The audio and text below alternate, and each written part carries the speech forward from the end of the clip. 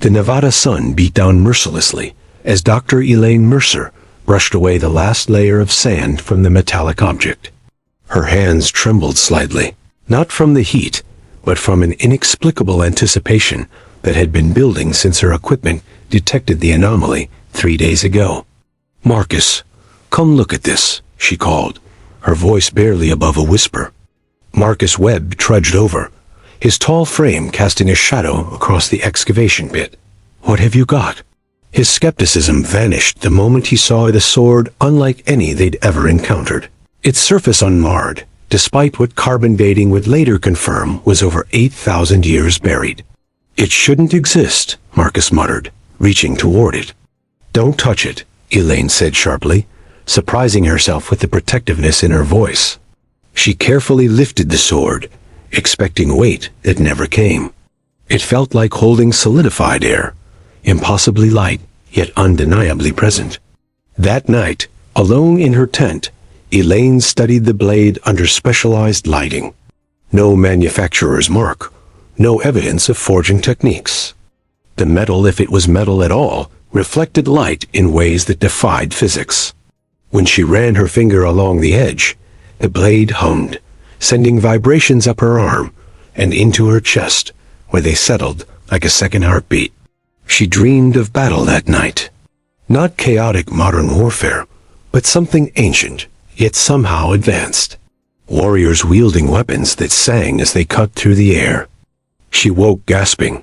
The image of a woman with her face raising this very sword burned into her mind. The next morning, Marcus found her running tests that weren't in their protocol. "We need to report this, Elaine. Pentagon directive is clear about unidentified artifacts. Just give me 48 hours, she pleaded, not looking up from her microscope. "There's something here, Marcus. Something important. That's what worries me," he replied, watching her hands caress the sword's hilt with disturbing familiarity. By evening, Elaine had discovered the first impossible property. The blade could cut through tungsten carbide without dulling. By midnight, she found it could absorb and redirect electrical current. By dawn, she realized the sword was somehow mapping her neural pathways whenever she held it. Miles away, in a windowless room beneath the Nevada desert, alarms triggered on monitoring equipment. Lieutenant Jessica Reeves stared at the energy signature pulsing on her screen. "Sir, we've got a Class 4 reading from Grid 19. Matches the Prometheus pattern." Commander Hayes looked up from his reports, suddenly alert. "How long has it been active?" "Approximately 36 hours, sir. It's growing stronger." Hayes reached for a secure phone. "Get me Director Voss. Tell her we found another one." Back at the dig site, Elaine sat alone, the sword across her lap. The dreams were getting more intense, more real. She could now recall conversations in languages she'd never studied, feel the weight of armor she'd never worn. Most disturbing of all, she remembered killing with this blade, remembered enjoying it. Marcus approached cautiously, coffee in hand. "Elaine, you haven't slept. This isn't healthy."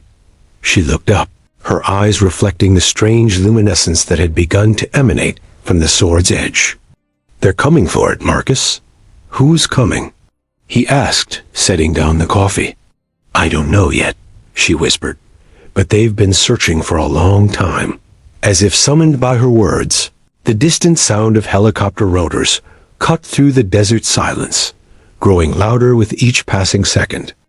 The helicopter's rhythmic thrum grew louder as Elaine hastily wrapped the sword in canvas and secured it to her backpack. Marcus grabbed her arm, his face etched with concern. "What are you doing?"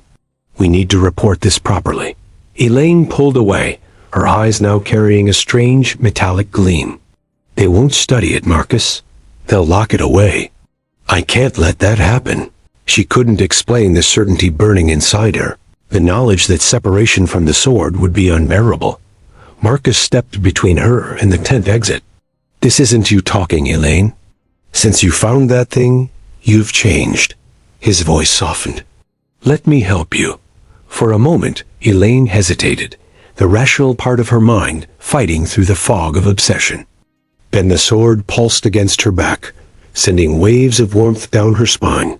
And clarity returned a different kind of clarity. "I'm sorry," she whispered, and she meant it. With unexpected speed, she sidestepped Marcus and sprinted toward her jeep. Behind her, black-clad figures were already rappelling from the hovering helicopter. Commander Hayes landed with practiced precision, immediately scanning the camp. "Secure the perimeter," he ordered through his tactical headset. "The artifact is priority 1. The woman is priority 2. As Elaine gunned the engine, the first bullet pinged off her side mirror. She swerved, tires spitting sand, and crashed through the temporary fencing surrounding the dig site. In her rear-view mirror, she saw Marcus being forced to his knees, Hayes standing over him. The guilt was momentary. The sword's presence in her mind pushed it aside, replacing it with purpose. That night, sheltered in a roadside motel paid for with cash, Elaine unwrapped the sword and laid it on the bed. The dreams came stronger than ever, but they weren't dreams anymore. They were memories not hers, yet somehow belonging to her. A civilization risen and fallen before recorded history. Technology beyond modern understanding. A war against something that came from the stars. She woke gasping, her body drenched in sweat, defying the sword hovering inches above the bed, suspended by nothing. When she reached for it, the blade flowed like liquid, reshaping itself before her eyes. The hilt extended, contracted, then settled into a form that fit her hand perfectly. "What are you?" she whispered. In response, the sword's edge glowed blue, then projected images onto the wall star maps, battle formations, faces of warriors who shared her features across millennia. Director Patricia Voss reviewed the footage from the dig site, her expression unreadable. "She's bonding faster than the others," she noted, watching Elaine's escape on the monitor. Hayes stood at attention beside her desk. "We underestimated her connection. The readings suggest near-complete neural synchronization." Voss tapped her fingers thoughtfully on the polished surface of her desk. "The sword chose her, not the other way around. Just like the spear chose Captain Lawson." She turned to a screen, showing a man training with a weapon that defied gravity, moving like an extension of his thoughts. "How many artifacts have we recovered now?" Hayes consulted his tablet. 7, Nom. "But intelligence suggests there are 13 in total." Voss nodded slowly. "Find her before she fully awakens. Once the sword transfers its complete knowledge, we'll have another warrior, willing or not." Elaine discovered the sword's response to her thoughts by accident. Cornered at a gas station by 2 of Hayes' agents, her panic triggered something within the blade. It extended instantly, becoming impossibly sharp, then retracted to a concealable size when she willed it. The agents never had a chance to report what they'd seen. As she drove away, Elaine stared at her blood-spattered hands with horror and fascination. The sword hummed soothingly in the passenger seat, its presence in her mind growing stronger, more reassuring. She was changing, becoming something both more and less than human. And somewhere deep inside, a part of her welcomed it. The abandoned mining town of Copper Ridge loomed before Elaine, its weathered structures offering temporary sanctuary. 3 days on the run had left her exhausted, yet paradoxically energized. The sword, now a constant presence against her skin, seemed to sustain her beyond normal human limits. She navigated the ghost town's empty streets, finally selecting a former assayer's office with its reinforced walls and single entrance. As she settled inside, the sword pulsed with warning. Instinctively, she turned toward the door, hand reaching for the weapon. A man stood silhouetted in the doorway, his stance betraying military training. "Easy," he said, hands raised. "If I wanted you dead, we wouldn't be talking." Elaine extended the sword with a thought, its edge gleaming in the dim light. The man didn't flinch. Impressive. "Mind if I come in?" Those government types aren't far behind. Thomas Reed had been living off-grid for 5 years, ever since his Special Forces unit encountered something in Afghanistan that official reports denied existed. He recognized the hunted look in Elaine's eyes. "Whatever you found, it found you too," he observed, watching her hands constantly return to the sword. Elaine studied him warily. "Why help me?" Thomas shrugged, his weathered face revealing little. "Let's just say, I've seen what happens when they collect things they do understand." Over the next days, they established an uneasy alliance. Thomas provided security expertise, while Elaine struggled to control the sword's growing influence. The weapon responded to her emotions, becoming more lethal when she felt threatened, more precise when she focused. During one practice session, Thomas attacked with a knife, testing her reflexes. The sword moved before her conscious thought, parrying with impossible speed. "You're not controlling it," Thomas realized. "You're becoming it." At night, the memories intensified. Elaine now recognized the faces of long-dead warriors who had wielded the sword, understood fragments of their language. She saw the enemy they had fought beings of shadow and light, neither fully material nor energy. "They're coming back," she told Thomas one evening. "The sword knows it. That's why it awakened now." Thomas watched her move through the room, her gait changed, more fluid and predatory. "And Hayes? Voss? What do they want?" Elaine's laugh held no humor. "Soldiers, weapons. They found others like this sword. They're building an army." Thomas approached her slowly. "And you? What do you want?" The question penetrated the sword's influence, reaching the woman still fighting to maintain her identity. "I want to understand," she whispered. "I want to remain myself." Thomas touched her face gently. "Then remember who that is." The moment shattered as the sword suddenly vibrated against her hip. Seconds later, they heard vehicles approaching. The local criminals found them first scavengers, drawn by rumors of valuable artifacts. 5 men, armed and desperate, surrounded the building at dusk. Thomas took position at the rear window, while Elaine faced the front door. The first attacker crashed through a boarded window, firing wildly. Thomas responded with measured shots, dropping him instantly. 2 more approached Elaine, who stood unnaturally still, the sword humming in her hand. "Lady, just give us whatever you dug up, and we'll..." His words died as Elaine moved. The sword extended, becoming a blur of motion. Blood sprayed across weathered wallpaper. The remaining men fired in panic. Thomas shouted a warning as a bullet ricocheted toward Elaine. Without conscious thought, she pivoted, the sword intercepting the round with a shower of sparks. The men fled, but the damage was done. The gunfire would bring Hayes within hours. Thomas looked at Elaine with new understanding and fear. "What are you becoming?" he asked. Elaine stared at the sword, now pulsing with blue energy that traveled up her arm in visible currents. "Something necessary," she answered, her voice overlaid with echoes of those who came before. Dawn broke over the mountain pass as Thomas and Elaine made their final preparations. The sword had guided them here, to this specific location where the terrain offered both tactical advantage and something else, a resonance with the weapon that made it pulse with increasing intensity. Thomas checked his limited ammunition, while Elaine stood at the edge of the cliff, her eyes scanning the horizon. "They're coming," she said, not needing to see the approaching convoy to know Hayes had found them. Thomas joined her, his hand briefly touching hers.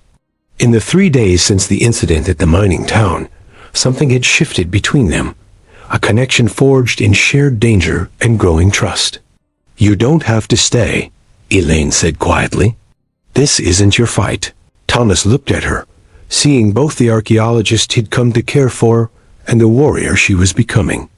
"Maybe not," he replied, "but I've run from enough battles." The sword hummed in agreement, and for once, Elaine felt her own emotions and the weapon's purpose align. The tactical team arrived with military precision, surrounding the pass with practiced efficiency. Hayes directed operations from an armored vehicle, his voice calm as he issued commands through his headset. "Remember, non-lethal force on the primary target. The artifact is to be secured intact. His men advanced in formation, using the natural cover of the rocky terrain. Thomas positioned himself behind a boulder, taking careful aim at the lead soldier. 8 against 2, he muttered. I've had worse odds. Elaine didn't respond. Her attention focused inward, where the sword was showing her movements, strategies, possibilities. When the first flashbang grenade arced toward them, she reacted without thinking, the sword extending to bat it away mid-air. The battle erupted in a chaos of gunfire and movement. Thomas provided covering fire, while Elaine became a blur of impossible speed, the sword guiding her between bullets, deflecting projectiles that should have killed her. Hayes watched through binoculars, his expression hardening as he saw his men fall back. She's fully synchronized, he reported into his secure line. The weapon is functioning at capacity. Director Voss's voice came through clearly despite the distance. Then we moved to Phase 2. Deploy the MP device. Hayes hesitated. That could kill her. Voss's response was immediate. The sword will protect its host. Do it now. The device activated with a high-pitched whine, sending out an electromagnetic pulse that disabled all electronic equipment within range. Thomas's tactical sight went dark as he took aim at a soldier flanking their position. The momentary distraction cost him. The bullet caught him in the chest, spinning him backward. Thomas! Elaine screamed, abandoning her position to reach him. The sword pulsed frantically, sensing her distress, trying to direct her attention back to the threat. But for this moment, Elaine was fully human again, cradling Thomas as blood spread across his shirt.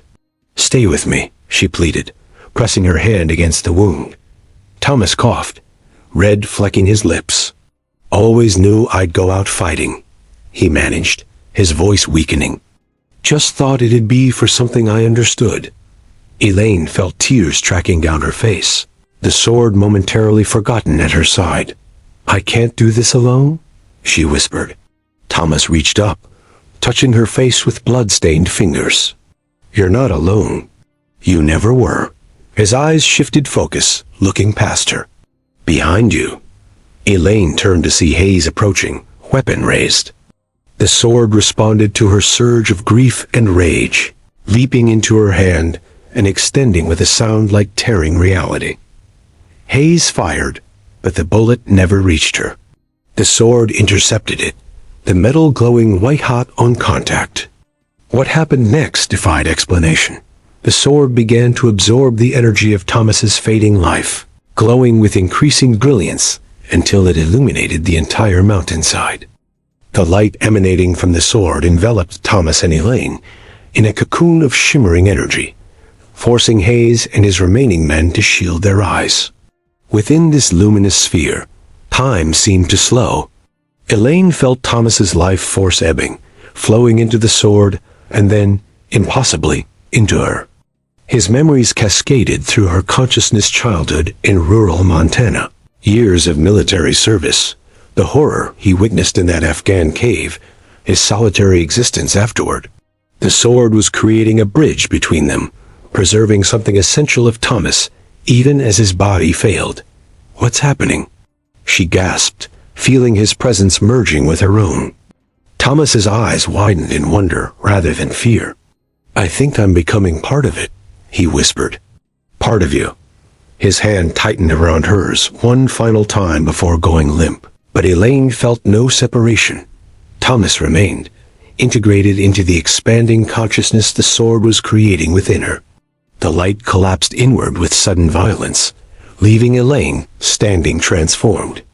The sword had changed too, now bearing intricate patterns that pulsed with Thomas's essence.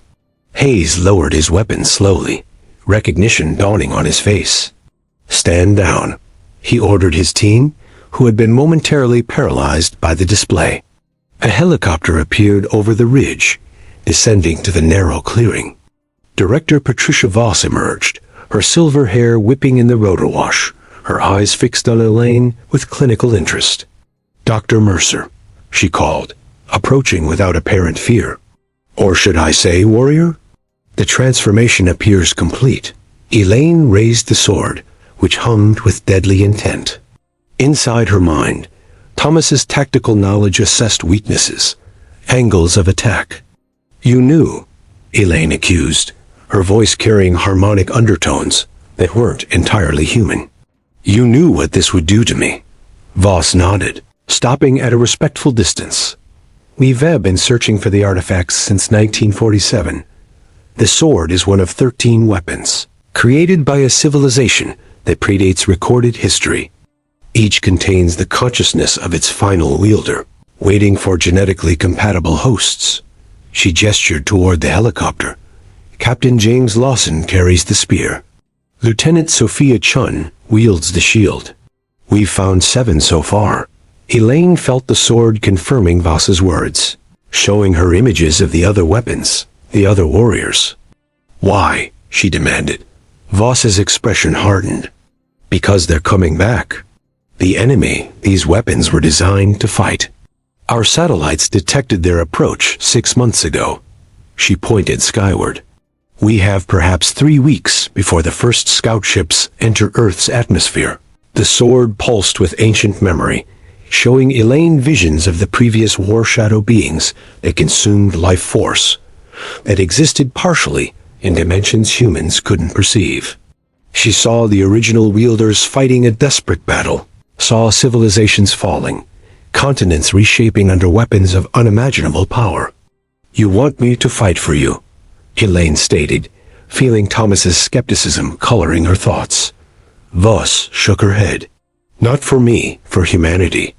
The sword chose you because you have the potential to master it. The others are waiting." Elaine looked down at Thomas's body, feeling his presence within her, strengthening rather than fading. The sword had preserved him, his courage and loyalty becoming part of her evolving identity. "I won't be your weapon," she said finally. "But I will fight." Voss nodded, understanding the distinction. "That's all we ask." 3 weeks later, Elaine stood on the deck of a converted aircraft carrier, watching the night sky with enhanced vision. Beside her stood 6 others, each carrying an artifact of impossible power, each bearing the merged consciousness of those who had bonded with their weapons. They were no longer entirely human, yet they fought for humanity's survival. The sword hummed against her palm as the first lights appeared in the upper atmosphere. "They're here," Captain Lawson said, his spear elongating in response to his thought. Elaine felt Thomas's presence surge within her, his determination reinforcing her own. "We're ready," she replied, the sword extending to its full length, glowing with accumulated power. As the alien vessel descended through clouds, Elaine addressed the consciousness that had become part of her. "We'll make this count, Thomas." The sword flared in agreement as she raised it toward the approaching threat. In that moment, she was neither fully Elaine nor the ancient warrior whose memory she carried. She was something new, forged in sacrifice and purpose.